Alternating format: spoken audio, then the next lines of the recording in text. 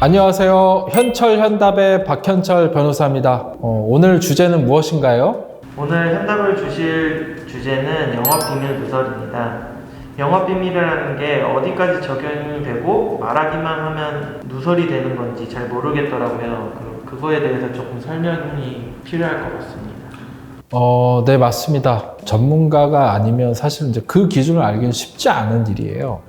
어떤 자료 하나 가지고 이게 영업비밀에 해당하냐 아니냐에 대해서 2, 3년간 다퉈요. 변호사, 검사, 판사님도 다른 판단을 하게 되고, 그래서 이 영업비밀이 과연 해당하느냐, 이 기준이 뭐냐라고 하면 사실은 오늘 하루 종일 얘기해도 부족합니다. 오늘은 짧게 영업비밀에 대해서 좀 간단하게 설명을 드리겠습니다.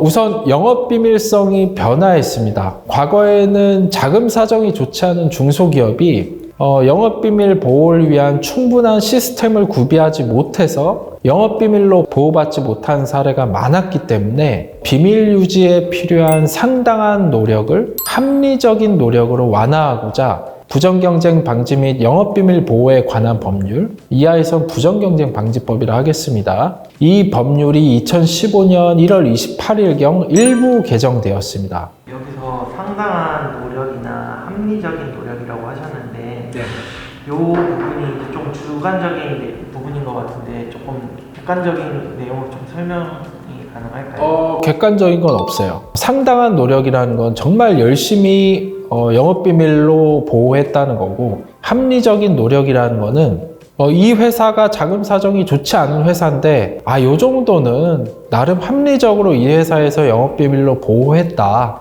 이런 걸 말하는 거예요. 그래서 사실은 객관적으로 할 수도 없어요. 예를 들어 법에서 어떤 회사 내부 문서관리 시스템을 이렇게 만들어야 되고, 또 반드시 자료에는 대외비나 비밀 등급을 표시해야 되고, 이렇게 해버리면 오히려 영업비밀로 보호할 수 있는 게 없어져 버려요. 왜냐면 그거를 다 그렇게 따라갈 수가 없기 때문에 개개의 사안마다 법원에서 주관적으로 판단할 수밖에 없습니다. 그래서 어쨌든 이 법에서는 가급적 많은 것을, 또 더군다나 중소기업을 보호하려고 상당한 노력을 합리적인 노력으로 바꾸게 되었다, 이렇게 좀 생각하시면 될 것 같습니다.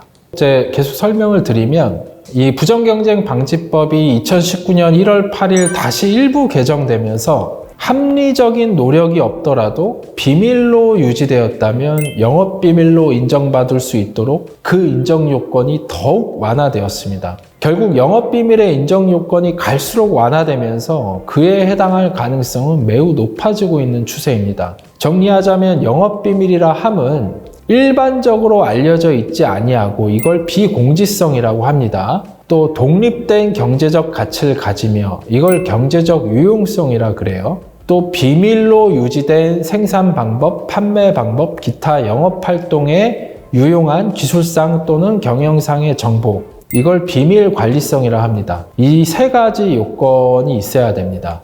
영업 비밀의 요건에 대해서 좀 자세하게 설명 부탁드립니다. 우선 이제 비공지성에 대해서 좀 설명을 드릴게요. 비공지성이라는 것은 예를 들어 내가 어떤 자료를 유출했는데 그 자료에 있는 내용이 인터넷, 구글 등에서 쉽게 검색이 되면 그건 당연히 비공지성이 없는 거죠. 누구나 쉽게 알 수 있는 정보니까. 어떤 제품군의 국제적인 신뢰성 검사 항목이 인터넷이나 간행물 등 여러 매체를 통하여 불특정 다수인에게 알려져 있으면 이는 비공지성이 없는 것입니다. 따라서 변호인으로서는 위와 같은 증거들, 즉 인터넷이나 간행물들을 뒤져야 되겠죠. 이거를 뒤져서 수집해가지고 재판부에 제출하는 등 적극적으로 입증을 해야 합니다. 더 구체적으로 예를 들어 볼게요. 어떤 장비에 관한, 장비에 입력하는 설정 정보라는 게 있어요. 그런데 그 설정 정보가 어떤 장비 제조사의 홈페이지에 들어가면 카탈로그에 어느 정도 내용이 나와 있고, 또 관련 공개 특허나 논문 등의 내용이 나와 있으면 그건 이미 적법하게 공개된 거기 때문에 비공지성이 없는 거겠죠. 다만 내가 유출한 자료의 내용이 A4 용지의 예를 들어 반 페이지 분량인데 그 반 페이지에 있는 모든 내용이 인터넷이나 간행물에 있는 게 아니라 일부분들이 이렇게 산재해서 어떤 자료에는 어떤 부분이 있고 전부 다 있는 것도 아니고 일부분은 어디에 나와 있고 이 정도라면 내가 유출한 자료는 비공지성이 있느냐 없느냐, 비공지성이 있는 겁니다. 그래서 내가 유출한 자료의 내용이 온전히 인터넷에 나와 있으면 비공지성이 없는 것이고, 일부만이 인터넷이나 간행물 등에 있으면 비공지성이 그 자료에 있는 거여서 영업비밀에 해당이 되겠죠.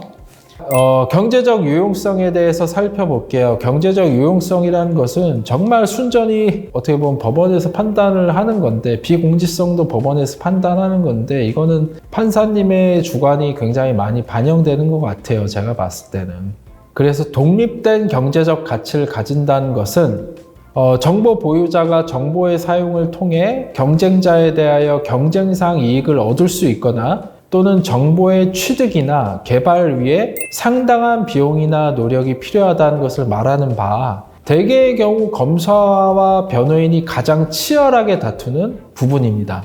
이 경우 문제의 제품 자료가 경쟁사 제품에 비해 그 기술적 가치가 떨어진다거나 고객사에게 비밀 유지 약정을 체결하지 않고 제공하기도 한다는 사정만으로는 독립된 경제적 가치를 부인하기는 어렵습니다. 왜냐하면 변호인들이 이런 주장을 많이 하기 때문에 그래요. 어떤 자료는 이거는 우리가 어떤 협력업체한테 그대로 나가는 정보이기 때문에 영업비밀이 아니지 않냐 변호사님, 이렇게 얘기를 해서 변호사들이 그 주장을 그대로 선택해가지고 또 주장을 하기 때문에, 그러나 이걸 협력업체에 내보낸다 하더라도 보통 NDA를 하고 내보내기 때문에 여러 가지 경우를 봐야 된다는 거예요. 그렇지만 단순히 협력업체에 내보낸다는 사정만으로 이 영업비밀성이나 경제적 유용성을 부인할 수는 없다, 이런 겁니다. 변호인은 각 사안에 맞는, 그래서 경제적 유용성을 돌파할 수 있는 각 사안에 맞는 방어 전략을 강구해내서 적극적으로 다퉈야 됩니다.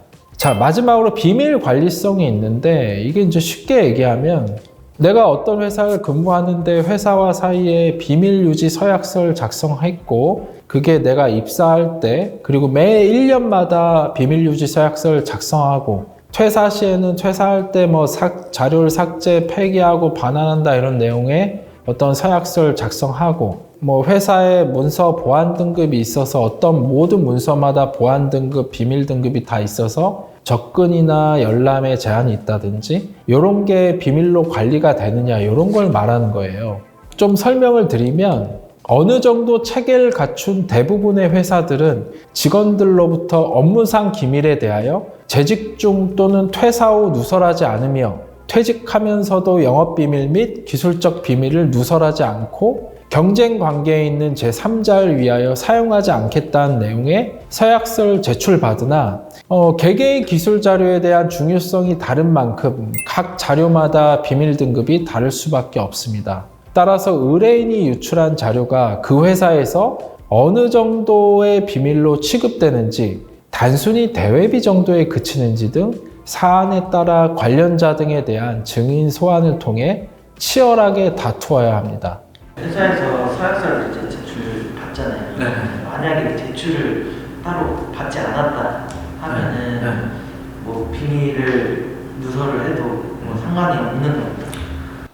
근데 그게 이제 또 다른 게 있는데, 예를 들어 산업기술이라고 하면 그 회사에 재직 중인 것만으로도 그 산업기술을 유출하면 처벌받습니다.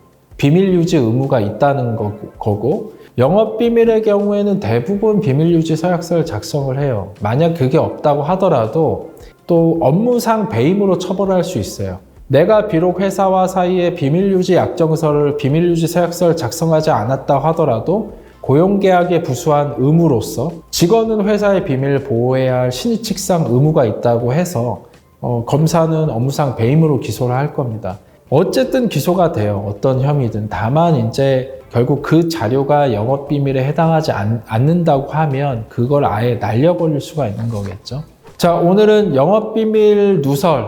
영업비밀 누설은 사실은 영업비밀 침해 중 한 가지인데요. 이 부분에 대해서 좀 설명을 드렸고, 오늘 내용이 여러분의 사건에 대해서 현답이 되었길 바랍니다. 감사합니다.